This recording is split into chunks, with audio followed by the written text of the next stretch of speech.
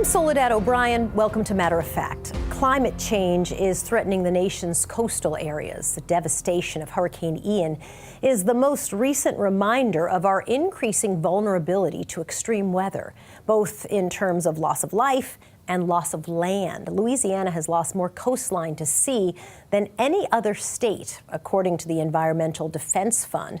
The state loses a football field's worth of land every 100 minutes. The communities along the Mississippi Delta are the most vulnerable. One community, Pecan Acres, is using federal disaster funds to move to higher ground. But they won't be Louisiana's or America's first victims of climate change. Our special contributor, Joie Chen, traveled to St. Bernard Parish, Louisiana, and found a place where a people and their history were nearly washed away. Just beyond a blind pass at the edge of Lake Borgne lies a history nearly lost in these brackish waters. As unlikely as it might seem, this remote cove is where Asian America began. Bayou, St. Malo, Louisiana. Why is St. Malo important? It's important as a site of, the first Filipino-American settlement in the United States. We think about the beginning of Filipino-American history, Asian American history.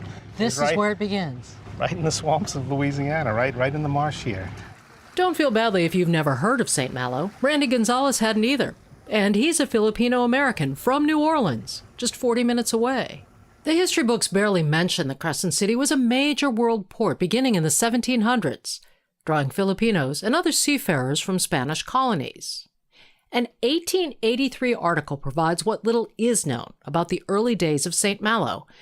It begins, "For nearly 50 years there has existed in the southeastern swamplands of Louisiana a certain strange settlement of Malay fishermen, Tagalas, from the Philippine Islands."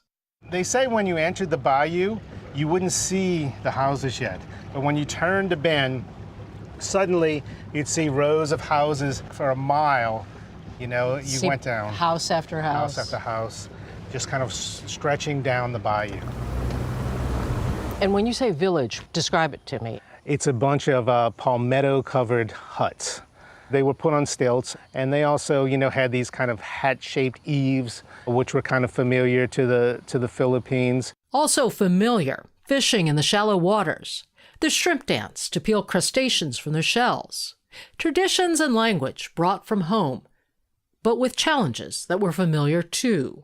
What happened to this community? Storms, right? The storms would destroy it, every 10 years probably. It wasn't worth it to live there anymore. The final blow was the 1893 hurricane.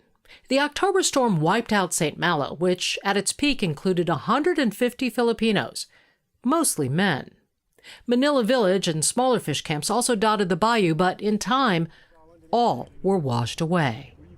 These were the first climate refugees. It was always a place that was in peril, always. They could still make a living, but the trauma of going through those storms, some people just will end up giving up. There's a certain amount of resilience that everyone has to have to live out there, but at some point it's like, no, it's not worth it anymore. Many descendants scattered. Today, Louisiana has one of the smaller Filipino populations in the U.S., but old favorites are drawing a new generation back. What's in the dough?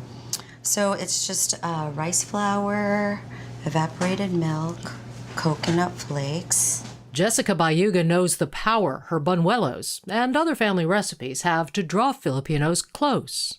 That's how I met my husband, and how I still meet most Filipinos, because they look for the food.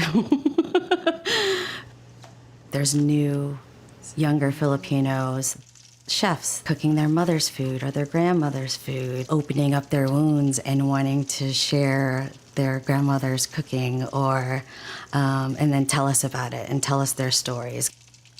Today, St. Malo's story rests on higher and drier ground at the Isleños Museum that honors the early Canary Islanders who came here too. Both groups determined to save the stories of their communities. It's that part of our American history that's not documented in the newspapers, not documented by the government or the storytellers, but documented at the kitchen table. out on the pier gutting some ducks or, fish or whatever they're doing. Like those stories that get shared in those moments, I think are really part of the fabric of communities. And the thread that can save history from time and tide. For Matter of Fact, I'm Joie Chen in Bayou, St. Malo.